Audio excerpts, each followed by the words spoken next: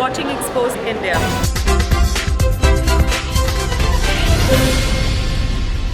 नमस्कार, स्वागत है आपका एक्सपोज इंडिया में। मैं हूं आपके साथ रविंद्र सिंह। महिलाएं अक्सर ये सोचती हैं कि शायद उन पर उम्र हावी होने लगी है, लेकिन बहुत सारे ऐसे जिंदगी में आपको उदाहरण मिल जाएंगे जो आपको प्रेरणा देने के लिए काफ़ी होंगे। हमारे स्टूडियो में एक ऐसी महिला है जिन्हें लगता ही नहीं कि वो कभी उम्र से या उम्र उनके ऊपर हावी होगी। हम उनसे मुलाकात करते हैं क्योंकि वो आज भी उतनी ही फिट हैं जितनी अपनी युवावस्था में हुआ करती थी, या यूं कहें कि आज भी युवावस्था उनका साथ नहीं छोड़ रही है।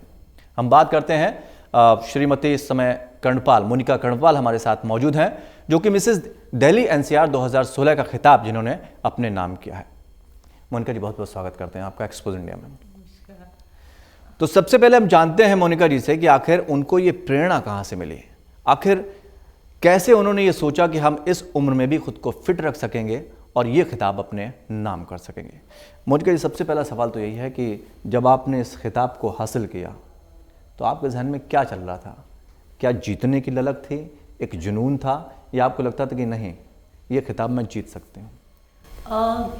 जीतने की ललक तो नहीं थी, बट ये था कि मैं एक एग्ज़ाम्पल रखना चाहती थी हर एक लेडीज़ के सामने, हर एक औरत के सामने, कि शादी हो गई तो उनकी ज़िंदगी ख़त्म हो गई, वहीं फुल स्टॉप हो गया है। इवन शादी हो गई, इसका मतलब यह है कि आप अपनी नई लाइफ जी रहे हो। आप वैसे ही हो जैसे शादी से पहले हो, आप अपने आप को वैसे ही फिट रख सकते हो जैसे पहले रखते थे। तो वही क्योंकि मैं एक आर्मी फैमिली से बिलोंग हूँ। मेरे पापा हमें सुबह 4 बजे उठा करके वॉक के लिए ले जाते थे पार्क में, फिर घर पे आके हमारा डेली रूटीन वर्क होता था। वही शादी के बाद भी मैंने देखा, मैं जॉइंट फैमिली में थी, मेरी मदर इन लॉ, मेरी सिस्टर लॉ, मेरे ब्रदर इन लॉ, इवन मेरे हस्बैंड भी ऑल आर वर्किंग, हम सभी काम करने वाले थे। तो सुबह वही आदत थी, सुबह जल्दी उठने की, घर का सारा काम निपटा के ऑफिस जाना, फिर वापस आके अपना पूरा घर का काम, वही दिनचर्या अपना ऐसे ही चलता था।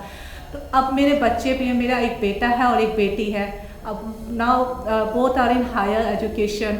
तो अब मुझे लगता है कि मैं अभी भी अपने आप को उतना थकी महसूस नहीं करती हूँ। तो मैं चाहती हूँ कि अपने आप को फिट, क्योंकि सुबह उठना थोड़ा 15-20 मिनट का मैं योगा भी करती हूँ। ऐसी कोई बात नहीं है कि योगा और एक्सरसाइज ज़रूरी नहीं, बहुत ज़रूरी है अपनी लाइफ में। हर एक औरत को, हर एक आदमी को योगा ज़रूर करना चाहिए 15 मिनट से आधा घंटा तक। ये आपको हमेशा स्वस्थ बनाए रखेगा। अगर आपका शरीर स्वस्थ है तो आप ठीक है, लेकिन आप सब कुछ सही कर सकते हो।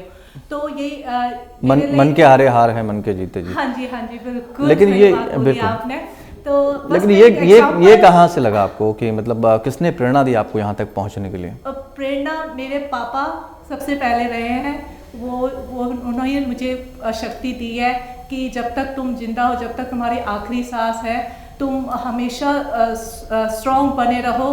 कोई तुम्हें नहीं झुका सकता जब तक तुम अपने दिल से नहीं झुक गए हो, जब तक तुम अपने मन से कमज़ोर नहीं हो गए हो। अगर तन स्वस्थ है, मन स्वस्थ है, तो हम भी स्वस्थ हैं। तो जब आप उस सही है तो हमारा परिवार भी सही है और आस पड़ोस के लोग भी। जब आप उस मंच पर पहुँचे तो आपको क्या लगता है वो कौन सी चीज़ थी जिसने आपको जीत दिलाई? कौन सी चीज़? वो कौन सी बातें थीं जो आपको जीत दिला गई और बाकी लोगों को वो नहीं दिला सकें? मैं यही कह सकती हूँ कि मैं हमेशा खुश रहना चाहती हूँ, खुश रहती हूँ। कभी शिकायत मैं नहीं रखना चाहती, क्योंकि जो सिचुएशन होती है हमारे पास, उसे हम दुख होके भी झेल सकते हैं, सुख खुशी से भी झेल सकते हैं। सिचुएशन तो नहीं बदलेगी, सिचुएशन वही रहेगी।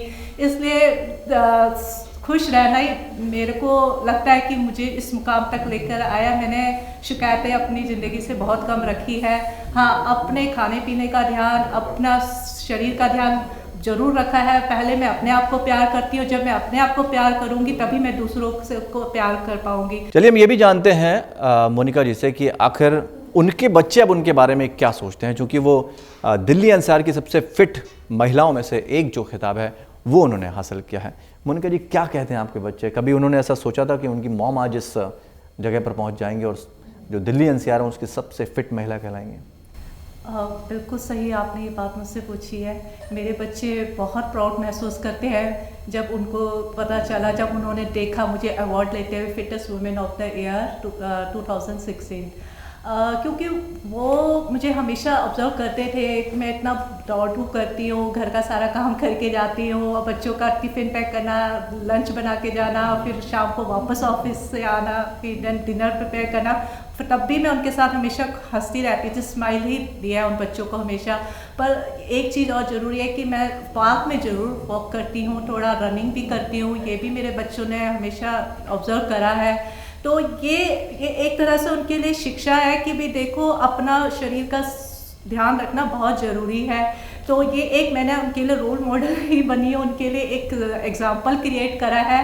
तो आज मेरे बच्चे इस चीज़ को मानते हैं कि मम्मा अपना ध्यान रखना बहुत ज़रूरी है, खाने पीने का और ये एक्सरसाइज करने का। प्लस कहते हैं जैसे मंदिर में भगवान की पूजा करते हैं तो शरीर को भी इग्नोर नहीं करना चाहिए, हमें शरीर की भी वैसी ही पूजा करनी चाहिए, क्योंकि भगवान ने अगर हमें शरीर दिया है तो हर किसी को एक जैसा शरीर दिया है। ये सिर्फ हमारे हाथ में है कि हम उस शरीर के को क्या से क्या बना देते हैं। बिल्कुल। अब आप अंतर्राष्ट्रीय स्तर पर भारत की पहचान बनने वाली है, वहाँ पर भारत की तरफ से जाने वाले हैं, क्या उद्देश्य लेकर जा रही हैं, क्या सोच लेकर जा रही हैं?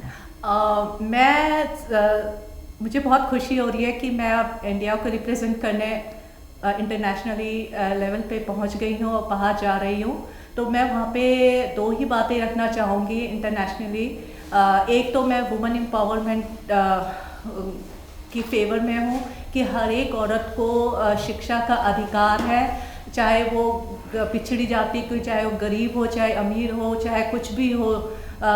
शिक्षा का अधिकार, शिक्षा का हक हर किसी औरत को है और उनको सशक्तिकरण भी करना ज़रूरी है। जब तक उनके पास उनके हाथों में काम नहीं दिया जाएगा वो अपने हुनर को नहीं दिखा पाएंगे।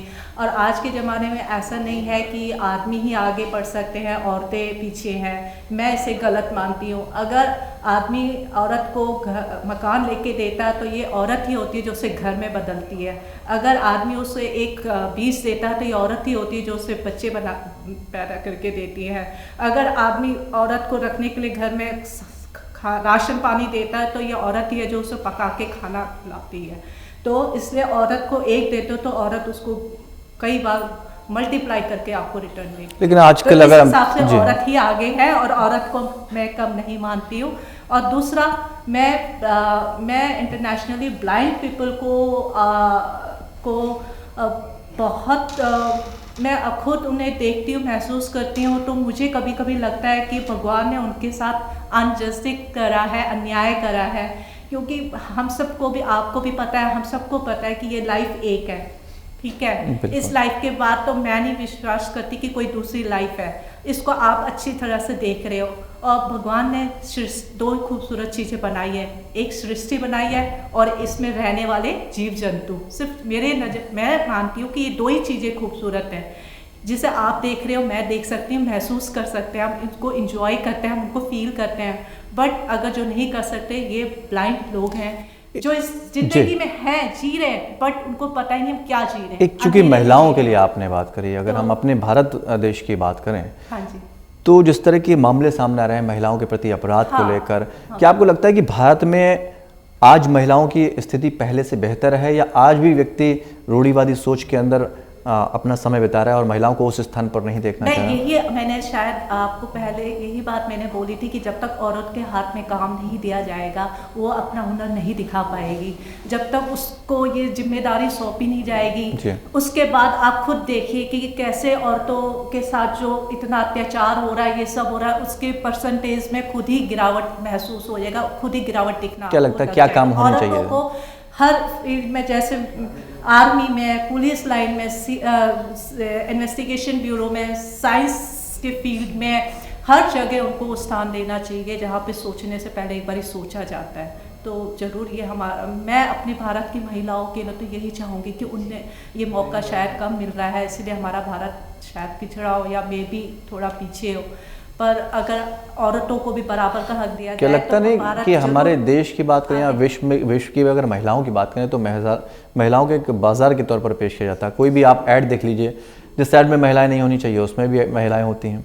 तो क्या एक मार्केट बन चुकी है इस वक्त महिला? ये मार्केट तो नहीं, क्योंकि औरत कई इसमें है, ठीक है, मैं मानती हूँ कि बाजार कुछ ज़्यादा ही औरतों को मतलब गलत रूप से दिखाया जा रहा है, पर ये हुनर है, क्योंकि ये जो काम औरत कर सकती है वो आदमी नहीं कर सकता है। ये एक तरह से अगर उस नज़र से देखा जाए कि ये औरत इसको अच्छी तरह से निभा रही है, तभी हमारे मतलब हम लोगों का कारोबार बढ़ रहा है, बिजनेस बढ़ रहा है। अगर सच अच्छे नज़र से देखा जाए तो ये बुरा नहीं है, बट नज़रिए का फ़र्क है कि लोग इसे गलत और औरतों का फिर गलत तरीके से शोषण करते हैं। तो एक्सपोज इंडिया के दर्शकों से चूंकि आप ये काम तो आदमी भी करते हैं, औरत भी, औरतों पे क्यों उंगली उठाया जाता है? क्योंकि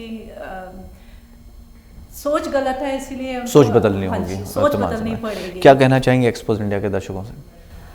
मैं बस यही कहना चाहूँगी अपने दर्शकों से कि आप एज एक औरत के रूप में अपनी घर की महिलाओं को आगे आने का मौका दीजिए, क्योंकि वो घर पे तो चार दीवारी पे हैं, पर उनके अंदर भी बहुत ख्वाहिशें हैं, उनके अंदर भी बहुत दबे हुए हिडन टैलेंट है, जो कि शादी से पहले वो करती थी और शौक़ पूरे, पर शादी के बाद उनके वो शौक़, वो उनके हिडन टैलेंट, वो अच्छी कुछ काबिलियत, हुनर वो दबी हुई है, तो उनको निकालने का उनको मौका दीजिए और अपने साथ आगे बढ़ने का भी उनको हक दीजिए। और साथ में ब्लाइंड लोग जहाँ भी आपको दिखे, कोशिश करिए आप उनकी ज़्यादा से ज़्यादा मदद कर सके, क्योंकि कई बच्चे पढ़ना चाहते हैं पर कई बहुत पुअर फैमिली से बिलोंग करते हैं, तो आप उनको फाइनेंशियली भी हेल्प कर सकते हैं। उनके पास जाके थोड़ा समय व्यतीत करिए, उनको समझिए और उनको खूबसूरत हिस्ट्री से अवगत करवाइए। बहुत बहुत शुक्रिया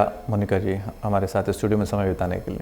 थैंक यू, नमस्कार। तो ये थी मोनिका कर्णपाल जी, जिन्होंने मिसेज वुमेन दिल्ली एनसीआर की जो सेकंड रनर अप रही हैं 2016 की, जिन्होंने आपको ये भी बताया कि एक महिला के अंदर की जो सोच होती है, उन्हें आगे बढ़ना होता है, उनको सिर्फ एक प्लेटफॉर्म चाहिए होता है, उनको ऐसे लोग चाहिए होते हैं परिवार के अंदर जो उनको प्रमोट करें, उनको उनका सहयोग करें, तो वो कुछ भी करने के लिए तैयार रहती हैं। देखते रहिए एक्सपोज इंडिया।